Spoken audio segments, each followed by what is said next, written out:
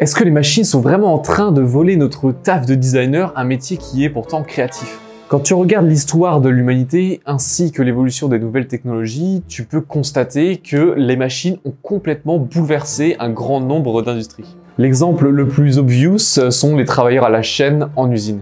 Leurs tâches ont été automatisées par des robots gagnant ainsi énormément en productivité. Le tout en réduisant les coûts de production et en évitant les erreurs pouvant être causées par l'homme. Certains supermarchés aujourd'hui se passent complètement de caissiers. En France, cela fait des années que des bornes sont mises à disposition pour scanner par nous-mêmes nos courses afin de gagner un temps considérable dans les supermarchés. Il n'était pas rare à l'époque qu'une banque ait de nombreux employés. Aujourd'hui, les guichets automatiques ont remplacé les travailleurs humains pour déposer et retirer de l'argent à tout moment de la journée. Il existe encore bien plus d'exemples, et cela dans tout type d'industrie, que ce soit par exemple l'automobile, que ce soit la restauration, ou la médecine, le cinéma et j'en passe. Aujourd'hui, il semblerait même que l'homme ait créé une machine capable de simuler l'intelligence humaine et ainsi créer des sortes de machines artistes. Mais comment est-il possible de créer un système, une intelligence qui puisse créer des images créatives et cela instantanément?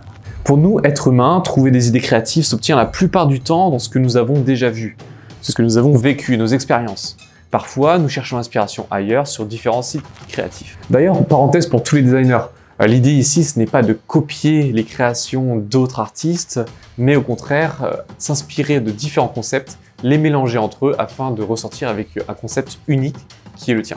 D'ailleurs, Still Like an Artist par Austin Kleon parle super bien de ce concept, donc je te le recommande vivement. L'intelligence artificielle, elle fonctionne un petit peu de la même manière. Elle va scanner le web, trouver les différents visuels qui correspondent à ta requête et en ressortir et les combiner pour créer une image plus ou moins unique. Et nous avons pour le moment uniquement 3 acteurs principaux.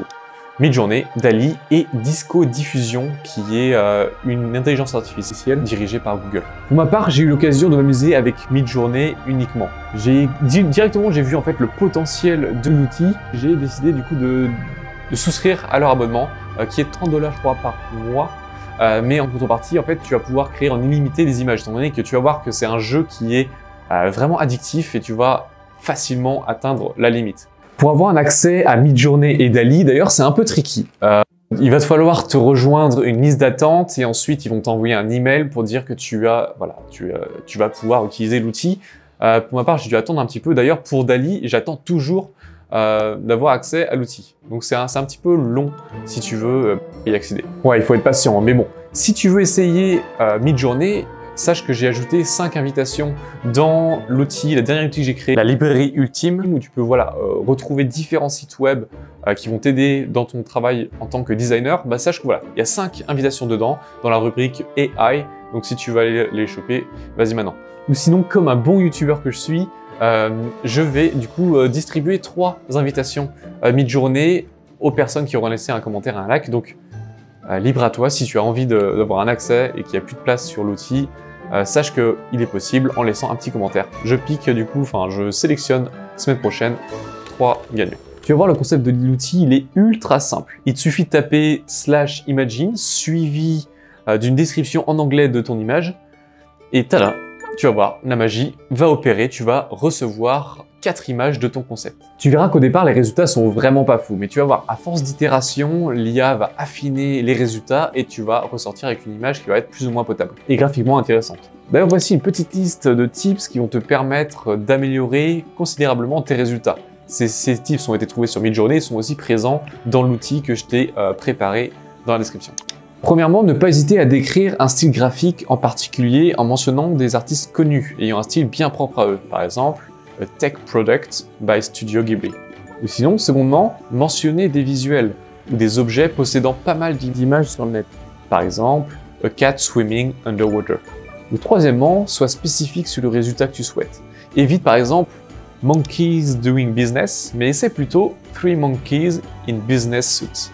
Voici quelques tips, mais la liste est encore longue. Je t'invite à aller voir le 2 sites Midjourney si tu veux avoir une tonne de tips qui vont te permettre d'obtenir l'image que tu souhaites. Le gros avantage avec cet outil, tu peux créer n'importe où.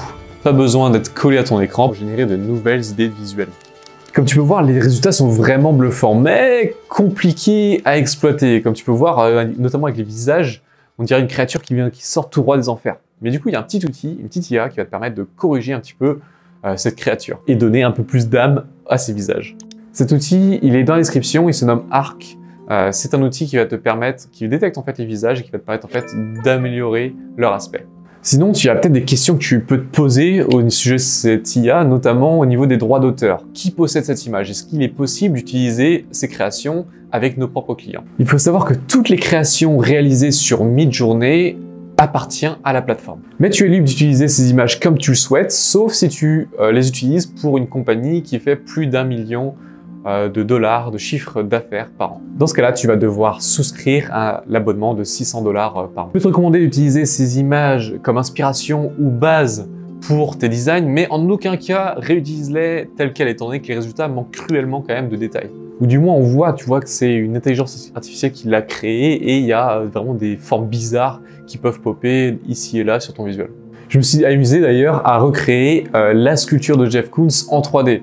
Franchement, l'IA est vraiment intéressante pour générer des idées de visuels, et pour toutes les personnes qui ne savent pas vraiment quoi créer et qui voudraient enrichir leurs réseaux sociaux, utilise et implémenter l'IA dans ton processus de création pourrait être vraiment top, parce que étant donné que tu vas pouvoir créer 3 fois plus rapidement en enlevant cette contrainte de trouver « oh, qu'est-ce que je dois créer ?» Ici, l'IA peut générer des idées en tapant voilà, un texte un petit peu au hasard, ou même en t'inspirant des créations d'autres personnes et ensuite les recréer en 3D. Pour moi, cet outil, il est fascinant. Il permet de générer des idées visuelles créatives et inattendues. Cependant, je prends vraiment ces outils comme un jeu et un carnet de croquis. Je tape ce que je veux créer sur le moment et vois ce qui en ressort. Si le visuel m'inspire et correspond à ce que j'avais en tête, tac, je l'ajoute à mon moodboard. Mais pour moi, l'IA n'est qu'un outil qui vient compléter Behance, Pinterest, Instagram et tous les autres sites qui regroupent différents visuels sur le net, et en aucun cas je les remplace. J'utilise uniquement l'IA pour générer mes propres références grâce à ces outils comme Midjourney.